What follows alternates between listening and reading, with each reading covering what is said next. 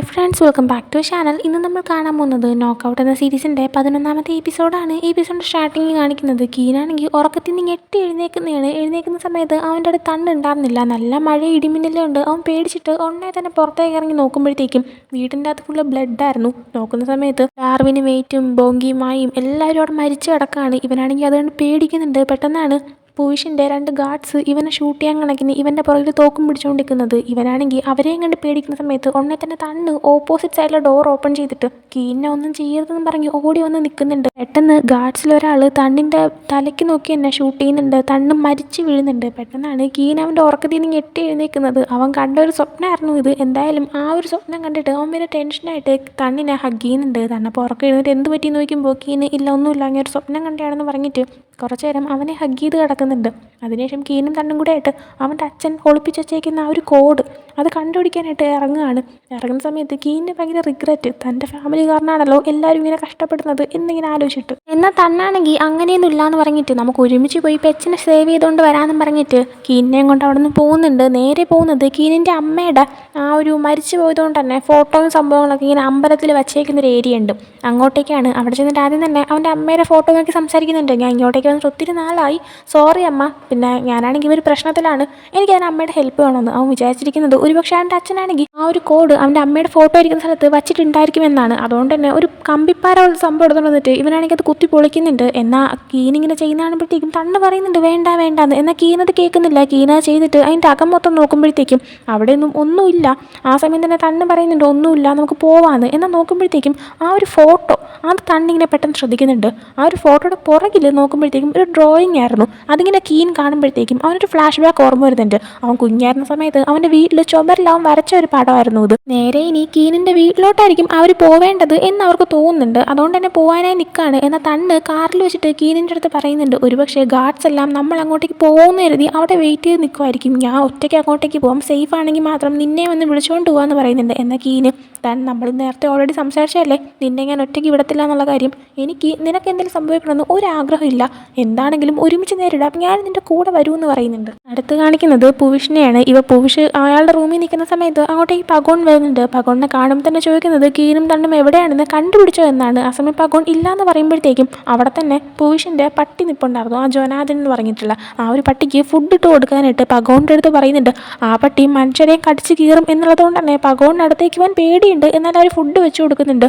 എന്നിട്ട് പൂവിഷ് പറയുന്നുണ്ട് എനിക്ക് നമ്മളെ ആരോ ചതിച്ചെന്ന് തോന്നുന്നു, അതും എൻ്റെ കൂട്ടത്തിൽ ആരോ തന്നെ ചതിച്ചു എന്നാണ് എനിക്ക് തോന്നിയെന്ന് പറയുമ്പോൾ പഗോണാണെങ്കിൽ ഒന്നും അറിയാത്ത പോലെ ആരാണ് അങ്ങനെ ചെയ്തത് എന്ന് ചോദിക്കുന്നുണ്ട്. ആ സമയം ആര് വേണോ ചെയ്യാം, പക്ഷേ നിന്നെയാണ് എനിക്ക് ഏറ്റവും കൂടുതൽ സംശയമെന്ന് പൂവിഷ് പറയുന്നുണ്ട്. ആ സമയം പഗോണാണെങ്കിൽ ഞാൻ അങ്ങനെ പറ്റിക്കുമായിരുന്നെങ്കിൽ എന്തിനെ ഞാൻ തണ്ണിനെ നിങ്ങളുടെ അടുത്തേക്ക് കൊണ്ടുവരണം എന്നിങ്ങനെ ചോദിക്കുന്നുണ്ട്. ആ സമയം പക്ഷേ ഇത്രയും വർഷം നീയാണെങ്കിൽ തണ്ണിനെ എനിക്ക് കിട്ടാതിരിക്കാൻ അവൻ ഫൈറ്റ് ചെയ്യാതിരിക്കാനായിട്ട് ഓരോരോ കാര്യങ്ങൾ ചെയ്യുമായിരുന്നില്ലേ, അതിന് പകരമല്ലേ യട്ടെന്ന് പറയുന്ന ആ ഒരു പയ്യനെ നീ എനിക്ക് കൊണ്ടുവന്നത്, ഒറ്റയടിക്ക് നിൻ്റെ മനസ്സ് മാറിയിട്ട് നീ എനിക്ക് തണ്ണിനെ കൊണ്ടുവന്നില്ലേ, അതെന്താണ് എന്ന് ചോദിക്കുന്നുണ്ട് പഗോൺ. അപ്പോൾ അത് പിന്നെ നിങ്ങൾ എന്ത് നേടണമെന്ന് ആഗ്രഹിച്ചാലും അത് നേടിയെടുക്കുന്ന ഒരാളാണെന്ന് എനിക്ക് മനസ്സിലായി, അതുകൊണ്ട് തന്നെയാണ് ഞാൻ നിങ്ങളോട് ചേർന്നത് എന്ന് പറയുന്നുണ്ട്. പൂവിഷപ്പോൾ എനിക്ക് നിൻ്റെ ആ ഒരു മറുപടി ഇഷ്ടപ്പെട്ടു, എന്തായാലും നീയാണെങ്കിൽ സ്വയം പ്രൂവ് ചെയ്യണം നീ എന്നെ പറ്റിച്ചിട്ടില്ല എന്ന്. അതുകൊണ്ട് തന്നെ കീനുമായിട്ട് ആ ഒരു കോഡ് ഷെയർ ചെയ്യാനായിട്ട് നമ്മൾ മീറ്റ് ചെയ്യാമെന്ന് പറഞ്ഞ ആ ഒരു മാച്ച് നടക്കുന്ന സ്ഥലം അവിടെ നീയാണെങ്കിൽ നന്നായിട്ടൊന്ന് അന്വേഷിക്കണം. പിന്നെ കീനിനെയും തണ്ണിനെയും എനിക്ക് കൂടെ കിട്ടുകയും വേണം. ആ ഒരു കോഡ് മാത്രമല്ല, അതിന് വേണ്ടിയിട്ട് ഒരു ബാക്കപ്പ് പ്ലാൻ എല്ലാം നീ റെഡിയാക്കണമെന്ന് പറയുന്നുണ്ട്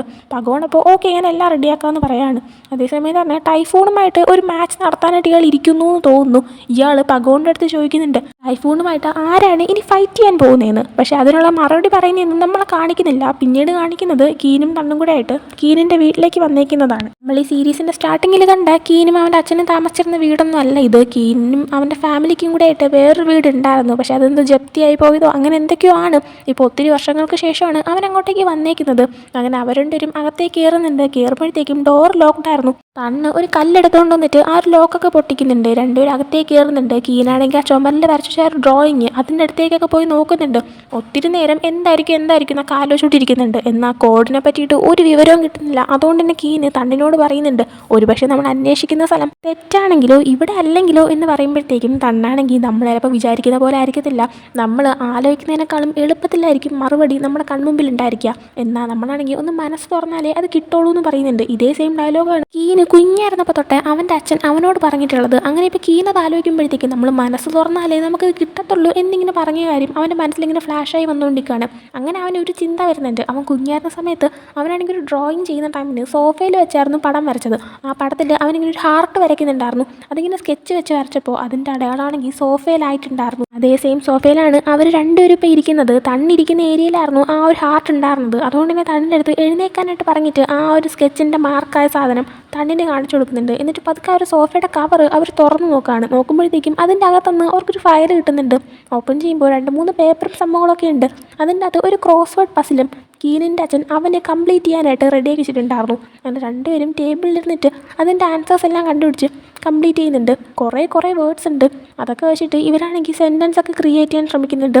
ഒരു ലെറ്റർ പോലെ തന്നെ എഴുതുമ്പോഴത്തേക്കും കറക്റ്റ് 24 വേർഡ്സ് എന്തോ വരുന്ന ഒരു ഇംഗ്ലീഷ് സെൻറ്റൻസ് അവർക്ക് കിട്ടിയെന്ന് തന്നെയാണ് തോന്നുന്നത്. കറക്റ്റ് അത്ര തന്നെയാണെന്ന് അറിയത്തില്ല. എന്തായാലും അവരങ്ങനെ എഴുതി വെച്ചിട്ടിരിക്കുന്ന സമയത്താണ് അങ്ങോട്ടേക്ക് നമ്മുടെ പൂവിഷിൻ്റെ 2 ഗാർഡ്സ് കയറി വരുന്നത്. അവർ പറയുന്നുണ്ട് മര്യാദയ്ക്ക് ആ കോഡ് ഞങ്ങളുടെ ആയി തന്നോ ഇല്ലെങ്കിൽ രണ്ടിനെയും കൊന്നു കളയുന്നു. ആ സമയം പെട്ടെന്ന് കീലിന് ഓർമ്മ വരുന്നത് അവനാണെങ്കിൽ രാവിലെ കണ്ട ഒരു സ്വപ്നമാണ്. അതായത് ഗാർഡ്സ് എല്ലാവരെയും കൊന്നിട്ടേക്കുന്നതും തണ്ണിനെയും വെടിവെച്ച് കൊല്ലുന്നതും. അപ്പോൾ ഇപ്പോൾ ഈ ഒരു തോക്ക് തണ്ണിന് നേരെ ചൂണ്ടിരിക്കുന്ന കാണുമ്പോഴത്തേക്കും ആ സ്വപ്നത്തിലുള്ളതുപോലെ അവർ തണ്ണിനെ എന്തെങ്കിലും ചെയ്യുമെന്ന് പേടിച്ചിട്ട് കീനുണ്ടേ ആ ഒരു തോക്കിന് മുന്നിൽ തണ്ണിനെ മാറ്റിയിട്ട് കയറി നിൽക്കുന്നുണ്ട്.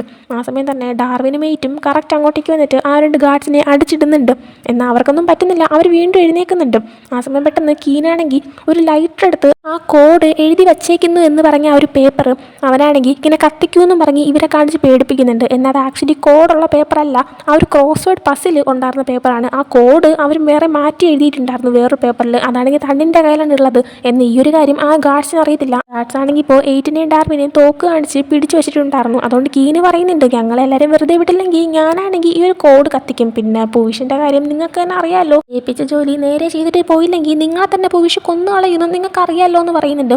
അങ്ങനെ അവരാണെങ്കിൽ പേടിച്ചിട്ട് വിടാന്ന് തീരുമാനിക്കുന്നുണ്ട്. എന്നാൽ അവർക്ക് കീനിൻ്റെ സംശയമുണ്ട്. അതുകൊണ്ട് കീനാണെങ്കിൽ ശരിയെന്നാ വേണ്ടാന്ന് പറഞ്ഞിട്ട് ആ ഒരു പേപ്പറിന് തീ കൊളുത്തുവാണ്. ഉടനെ തന്നെ ഇവരാണെങ്കിൽ ആ ഒരു പേപ്പർ പിടിക്കാനായിട്ട് വരുന്നുണ്ട്. ചറ ഫൈറ്റ് കിടക്കുന്നുണ്ട്. നമ്മുടെ കീനും തണ്ണും എല്ലാവരും കൂടെ ആയിട്ട് ഇവർ രണ്ടുപേരും അടിച്ചിടുന്നുണ്ട്. ആ സമയം തന്നെ ഡാർവിനാണെങ്കിൽ തലക്കിട്ട് ഒരു അടിയും കിട്ടുന്നുണ്ടായിരുന്നു. തിരിച്ചെന്നിട്ട് ഇവർ 4 പേരും നേരെ തണ്ണിൻ്റെ വീട്ടിലേക്ക് വരാണ്. അവിടെ വന്നിട്ട് ഡാർവിനാണെങ്കിൽ 8 അവിടെ ബാൻഡേജൊക്കെ ഒട്ടിച്ച് കൊടുക്കുന്നുണ്ട്. ആ സമയം രണ്ടുപേരും ഫ്ലേർട്ടിംഗ് ആണ്. ഇതിൻ്റെ ഫ്ലേർട്ടിംഗ് കണ്ടുകൊണ്ട് കീനും തണ്ണും ബോങ്കിയുമായി സൈഡിൽ നിൽപ്പുണ്ട്.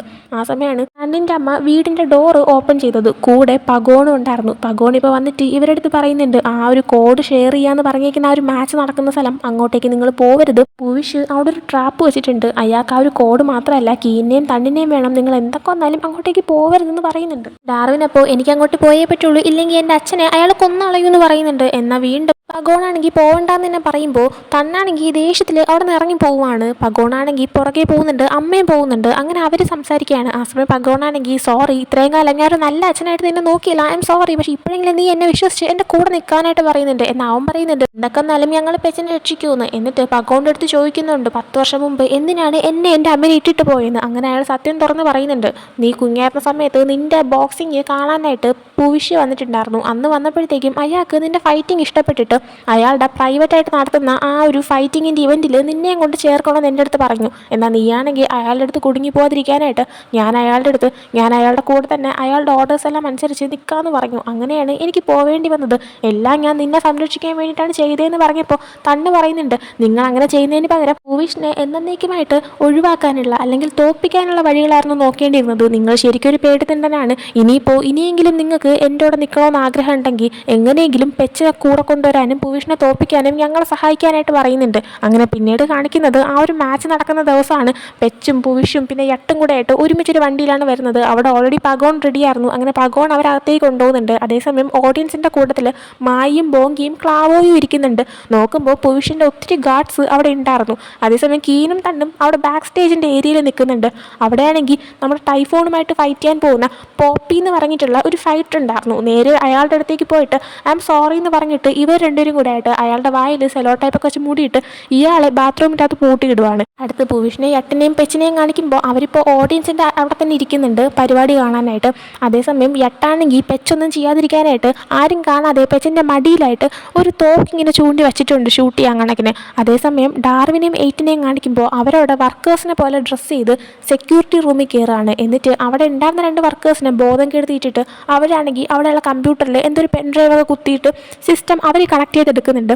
അതേസമയം തന്നെ ആ ഒരു മാച്ച് സ്റ്റാർട്ട് ചെയ്യുന്നുണ്ട്. പഗോണാണ് അവിടെ നിന്ന് സംസാരിച്ച് 2 ടീമിലെ ആൾക്കാരെ വെൽക്കം ചെയ്യുന്നത്. അതേസമയം ഇതെല്ലാം തന്നെ തണ്ണിൻ്റെ അമ്മ വീട്ടിൽ ഇരുന്ന് ലൈവായിട്ട് TV-യിൽ കാണുന്നുണ്ട്. അങ്ങനെ പഗോണാണെങ്കിൽ ആദ്യം ടൈഫൂണിനെ ഇൻവൈറ്റ് ചെയ്യുന്നുണ്ട്. എന്നിട്ട് ടൈഫൂണുമായിട്ട് മത്സരിക്കാൻ വന്ന പോപ്പീനെ ഇൻവൈറ്റ് ചെയ്യുന്നുണ്ട്. എന്നിട്ട് പഗോണാണെങ്കിൽ വേറൊരു കാര്യം കൂടെ പറയുന്നുണ്ട്. എന്നാൽ നിങ്ങൾക്ക് ഇന്നൊരു സർപ്രൈസ് ഉണ്ട്. അതായത് ഇന്ന് വേറൊരു മത്സരാർത്ഥിയാണ് ടൈഫൂണുമായിട്ട് മത്സരിക്കാൻ വരുന്നതെന്ന് പറഞ്ഞിട്ട് നമ്മുടെ ടൈഫൂണിനെയും തണ്ണിനെ ഇൻവൈറ്റ് ചെയ്യാണ്. തണ്ണപ്പോൾ അവിടെ സൈഡിൽ നിന്ന് വരുന്നുണ്ട്. ഇത് കാണുമ്പോഴത്തേക്കും പുവിഷിന് മനസ്സിലാവുന്നുണ്ട് പഗോണാണെങ്കിൽ തന്നെ ചതിച്ചു എന്ന്.